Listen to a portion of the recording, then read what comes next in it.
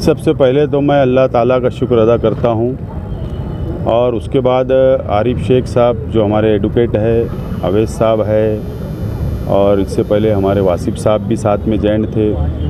लेकिन आज आरिफ वकील साहब ने ये 12 लोग की जो ज़मानत मंजूर हुई, ये बहुत बड़ी कामयाबी है और राष्ट्रवादी कांग्रेस पार्टी की ऑफिस के ऊपर आरिफ वकील साहब और ये तमाम ही जो लोगों की ज़मानत हुई है, ऐसे और लोग हैं और तमाम ही हमारी माँ बहनें, उनके घर वाले, उनके परिवार के साथ में हमारी कई मीटिंगें हुई, उनको हमने हौसला देने का काम किया और आरिफ वकील साहब की रहनुमाई में इन लोगों की मेहनत है, हम लोग तो सिर्फ सपोर्टर है, हम लोग हौसला देने का काम कर रहे थे। उनके परिवार के लोगों को, एडवोकेट आरिफ साहब के तमाम ही पैनल के लोगों को हमने उनका सपोर्ट किया और इनकी मेहनत का नतीजा है कि आज ज़मानत मंजूर हुई और मुझे उम्मीद है कि आज ज़मानत पे रिहा हो रहे हैं और इंशाअल्लाह जब केस चलेगा, ट्रायल चलेगा, उस वक्त ये लोग बाइज़्ज़त बरी होंगे, मुझे पूरा उम्मीद है अल्लाह की जात से। बहरहाल सिर्फ इतना ही कहना है, मैं पहले दिन से यही बोल रहा हूँ कि ये मामले के अंदर 12 नवंबर के जो मामला है, इसके अंदर इत्तेहाद की ज़रूरत है और आज भी उस बात के ऊपर मैं और हमारे राष्ट्रवादी कांग्रेस पार्टी कायम है। जब तमाम ही लोग बाहर आ जाएंगे तो इस ताल्लुक़ से मैं सियासी स्टेटमेंट करूंगा, लेकिन आज मैं कोई सियासी स्टेटमेंट मुझे नहीं करना है क्योंकि इत्तेहाद की ज़रूरत है। रमज़ान महीना लग रहा है, परिवार परेशान है, बच्चे घर पहुंचना चाहिए, ये हमारी अपनी कोशिश है। अच्छा, जिन लोगों की ज़मानत नहीं नामंजूरी है, जो लोग की ज़मानत के लिए अभी तक अपील, कांग्रेस पार्टी और आरिफ साहब के पास जो लोग आए हुए हैं हमारे पास, जो हम लोग ऐलान किया था, जो लोग हमारे पास आएंगे हम उनका केस लड़ेंगे। जिन लोगों की ज़मानत हो गई और जो लोग की ज़मानत नहीं हुई, वापस उनके ऊपर हम लोग मेहनत करेंगे, ज़मानत दाखिल करेंगे और अगर मालेगांव कोर्ट ने अगर ज़मानत नहीं दिया तो हाई कोर्ट तक भी अगर जाना पड़े ज़मानत के लिए तो हम लोग पूरी तरीके से तैयार हैं। नवंबर मालेगांव खतराव के मामले में आज कोर्ट में हमारे वकीला की तरफ से जो पैरवी की गई, उसमें जितनी भी पीछे जामीन हुई, आज सबसे बड़ी कामयाबी हमारे वकीलों को मिली है। अल्हम्दुलिल्लाह मैं अज़ीम खान और उनकी टीम, फ़ारूक मेमन, खलील अंसारी, तौसीफ़ वकील, जमाल शेख, इन सब का शुक्रगुज़ार हूँ कि इन्होंने ऐसे वक्त में जब बहुत महरूसीन परेशान हैं और उन लोगों की पैरवी की और आज 25 से 26 लोगों की बेल ऑर्डर हुई। जिन लोगों की बेल रद्द हुई उनको भी नाउम्मीद होने की ज़रूरत नहीं है, शहरियान उनके लिए भी दुआएं कर रहे हैं।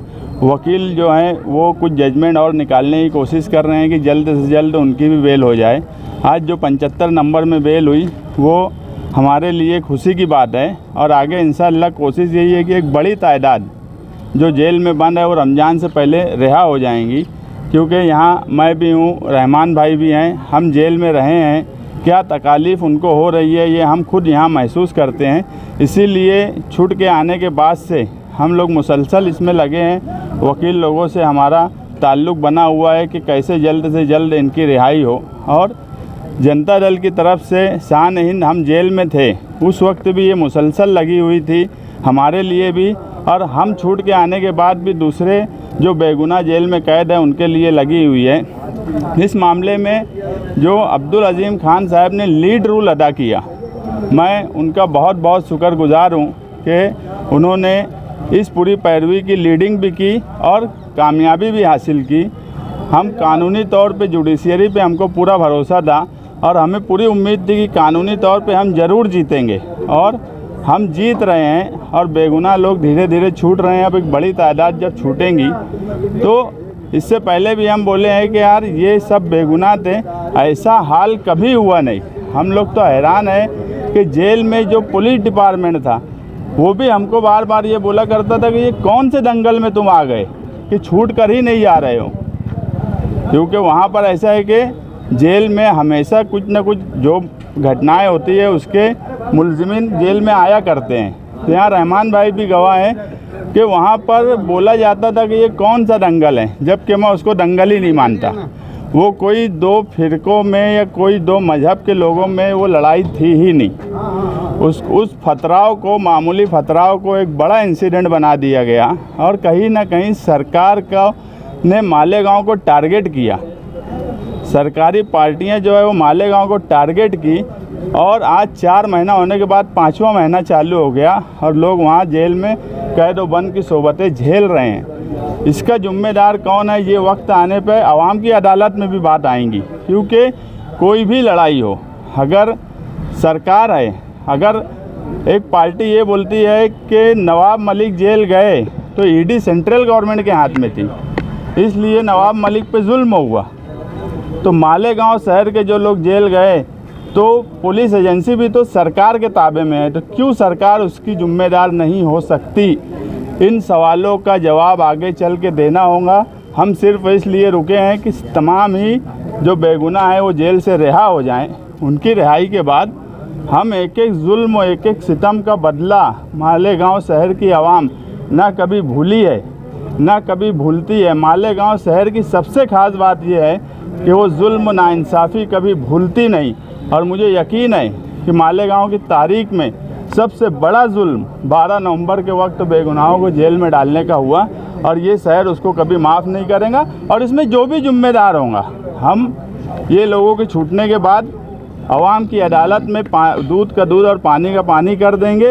और मैं ये मानता हूँ कि यहाँ इमरान की अम्मा है, आज वो 75 FIR में है, उसकी अम्मा यहाँ सुबह से यहाँ पर है, वो बेगुनाह लड़का है, उसकी माँ यहाँ अगर सुबह से शाम तक बैठी हुई है तो ये सिर्फ उनका लड़का नहीं है, ये नया पूरा अरब चौक में रहते हैं, सिर्फ इमरान का लड़का नहीं है, मालेगांव शहर के हर घर का फ़र्द जेल में बंद है। यही मैं मानता हूँ और यही शहर भी मानता है कि मालेगांव शहर का हर फर्द जेल में बंद है और वो कैद व बंद की सोबतें झेल रहा है। हमने कोई चोरी नहीं की थी, हमने किसी को मारा नहीं, हम कभी तशद्दुद की तरफ भी नहीं जाते, हम गांधी को मानने वाले लोग हैं। ये शहर हमेशा सेकुलरिज़म के पीछे भागता है। इस शहर के साथ ऐसा जुल्म किया गया तो उसमें किसी को माफ़ कर दिया जाए, ये तो कभी हो ही नहीं सकता और किसी को माफ़ करना भी नहीं चाहिए। जो भी लोग इसमें शामिल हैं, वक्त के साथ उन सब को यहाँ पे अपना भुगतान भुगतना ही है। हम कानून पे भरोसा करते हैं। आज मैं वापस शुक्रगुजार हूँ मालेगांव के वकला का, जुडिशियरी सिस्टम का। इसमें कभी कभी होता है जुडिशियरी सिस्टम में वक्त लग जाता है, मगर इंसाफ बहरहाल मिलता है। और ये जो केस है इससे भी किसी को घबराने की ज़रूरत नहीं है। यहाँ रहमान भाई, हमारा जेल में ही मशवरा हुआ था, जेल में जो लोग अंदर और कुछ लोग हैं उनसे भी मशवरा हुआ था कि जब लोग बेल से छूट जाएं उसके बाद इनको इंसाफ दिलाने के लिए एक और कानूनी लड़ाई लड़ी जाएंगी और उससे पहले आवाम की अदालत में एक लड़ाई लड़ी जाएंगी। इतना ही बोल के मैं अपनी बात ख़त्म करता हूँ।